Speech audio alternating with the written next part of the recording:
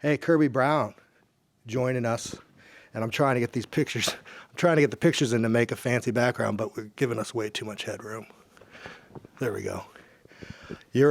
We met here. We did. I think, what did you say, 2019? 2019, that would be December, I think December, between our U.S. Thanksgiving and Christmas. Okay. Yeah, you were over with Andrew Combs. I was. Sweet Andy. Yeah, we hung out and had some mezcal and tacos and stuff like that. We did. Was that right across the street from here, right? Yeah, that's where I'm going for my Valentine's dinner. Oh, nice. Little bit. But anyways, yeah, we kind of hit it off. He's a cool guy. And not that we've kept in touch, but, this American Aquarium show that you're opening up has been postponed and postponed and postponed. And finally, it's happening tonight. Yes, sir. Super excited. And then who's opening up? Yeah. My old pal, Kirby. Here we are. Yeah. So nice to see you again, man. You too, man. You too. Thanks for taking some time to chit-chat a bit. I didn't get you in 2019 with Andrew, so I was like, next time we'll do it. I'm sorry that I missed you when I was here last year with David Ramirez. I know. In April and May. I don't remember I'm a you. fan of him. Yeah, he's amazing. Yeah. And we had a great time. I bet. No, I don't know what happened. I have nothing but good memories in this city. This is one of my favorite cities in Europe. Talk about tour in Europe. What would you say, compare, contrast, like if there is any you notice big differences when you're over here compared to touring in the States? Yeah, I think there are definitely big differences. I mean, the European audiences are in general a lot more attentive, and it feels like that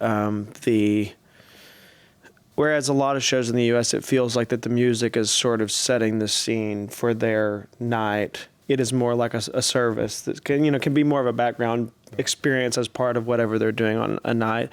Whereas in Europe, it feels like that people are coming to like absorb what it is that what you've prepared and are bringing to them. And so there's a lot more, like, especially for a singer-songwriter like me, it's way easier to play, like, especially playing solo.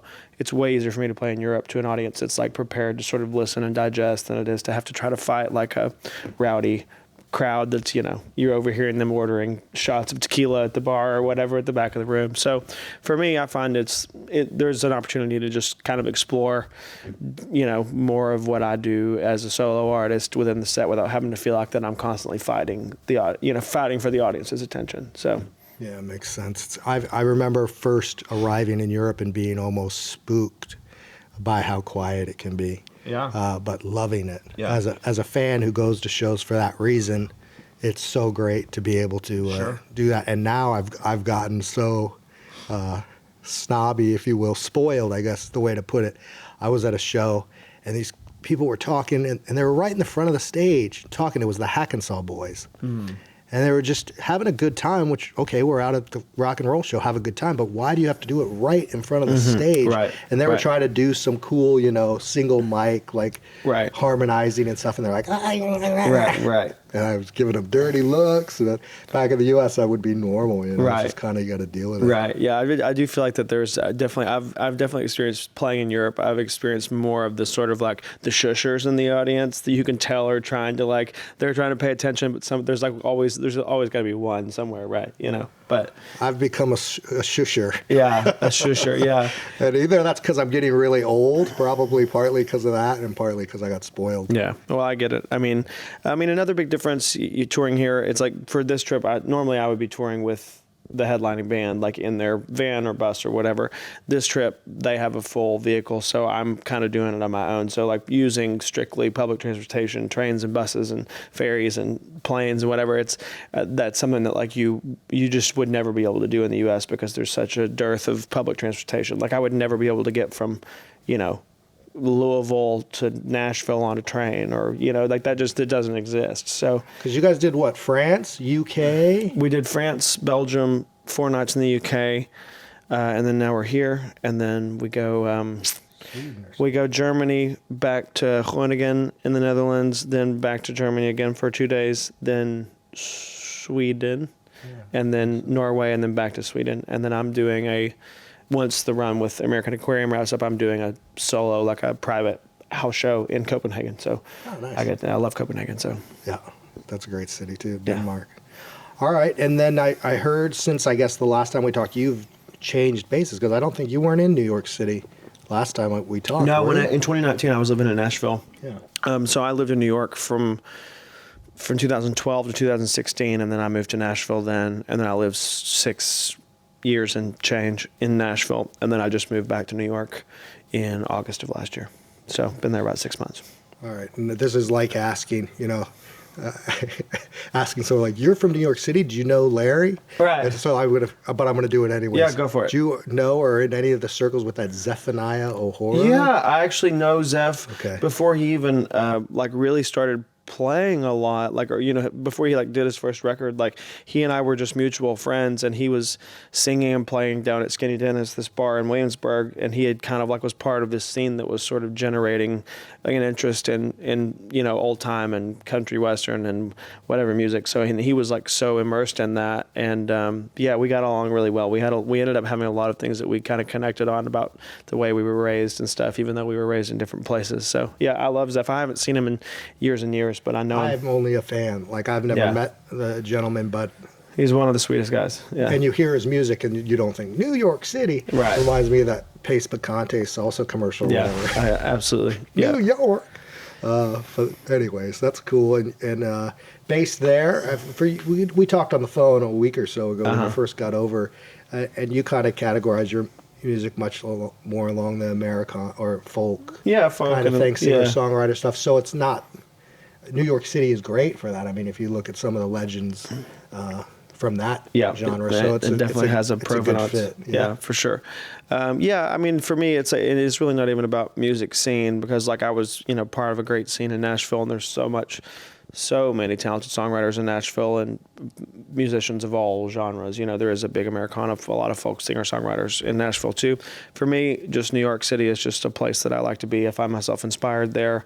I mean, obviously I grew up very, very country in a very, very small town. So kind of going to the other end of the spectrum is giving me a chance to absorb some other things to try to synthesize and work into the songs. Yeah. You get you're kind of in a political spectrum of things, bouncing back and forth. And it's been interesting to watch the country scene kind of, I won't say mature or evolve, but different fans of country music have kind of become more outspoken than the cliche stuff you might hear. Do you find yourself fighting that kind of thing with this? Your music doesn't appear to be super political from what I hear in it, but do you find yourself feeling crowds kind of evolving and getting more in touch with the political side of things, or has it pretty much been the same over the years, or especially compared to Nashville and New York? Well, I mean, Nashville's actually a very left city and a very, very right state. So there's not as much divergence between the two these days as you would think. I've not really found myself getting caught in the middle of that, but I also think that the last several years and where we are headed and have come as a society, especially in America, has sort of made it where there's not really much opportunity for people to not at least have a stance on things or be outspoken about certain things. I mean, that's in Nashville, there's a huge community of people in the country music scene that's very queer artists and more and black artists, and it's you're seeing more of this country, realizing that country music and folk music and roots music is not something that's sort of siloed to straight white guys. You know what I mean? So and then I think that's progress, right? I mean, I think that is good.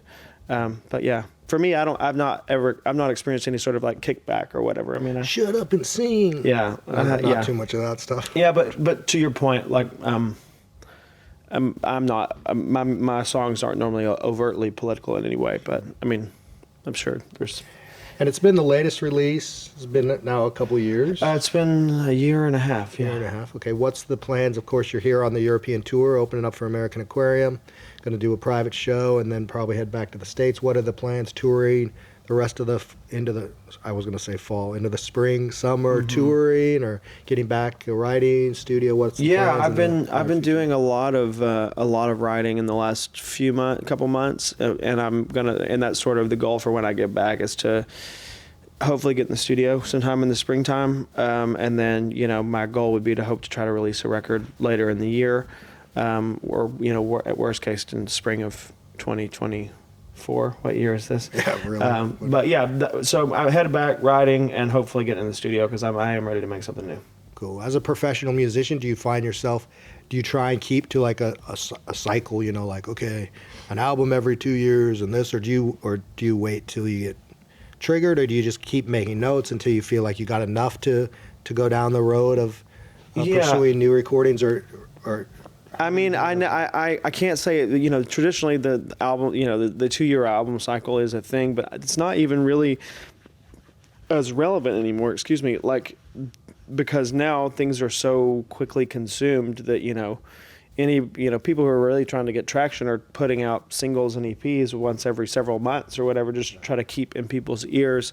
You know, if I was ever attempting to be on a good cycle, I've never achieved it. You know, I made my first record when I was 21, put it out when I was 23, and didn't release another record until I was 27, 28. So I waited like 4 or 5 years, and then I waited, and then there was a 2-year gap with some singles and an EP in between Uncommon Prayer and Break Into Blossom.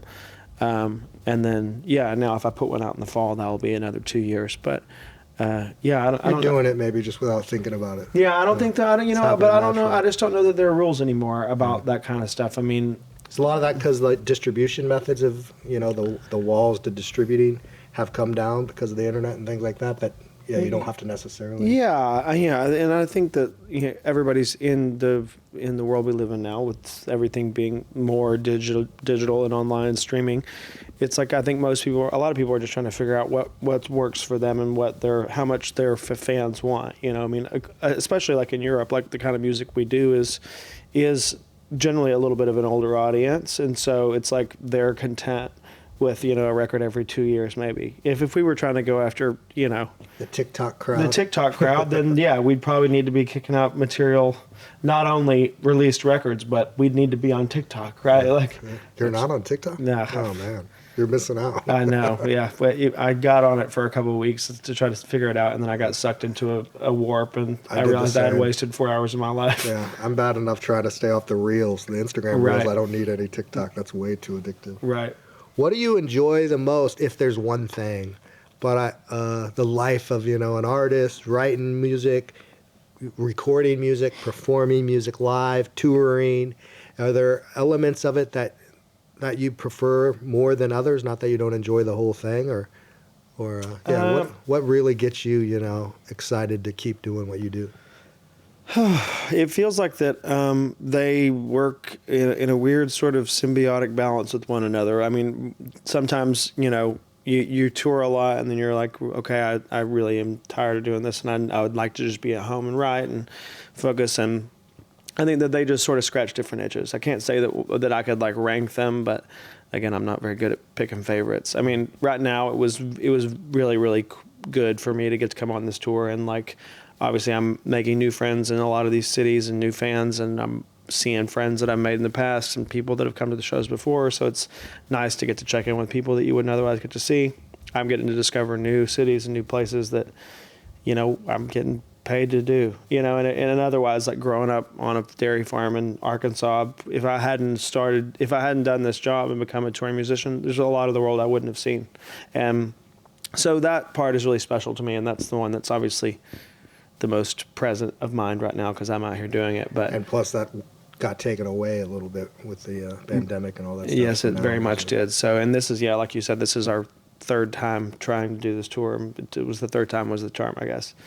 But yeah, I know I like all sides of it. Being in the studio is such a like fun, creative dump, and it's often collaborative.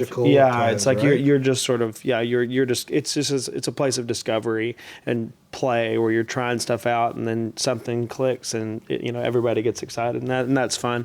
Writing is so much more solitary that it's like that's a much more sort of meditated internal experience, and then the studio is more shared, and then obviously live is shared in a much larger way. So, yeah. Cool. Kirby, it's so cool to catch up again. Yeah. Continued success with the rest of the run, and continue to keep in touch. Anything else you want to talk about? Want to talk about it? I don't know. Man, I don't know. Anything interesting? I don't have anything on the top of my mind right now. No. Right. we'll let you chill out a bit before tonight's show then. Awesome. Yeah. Thanks so much. Great to see you. And yeah, that's it. Yeah. Bye, everybody. Cheers, guys.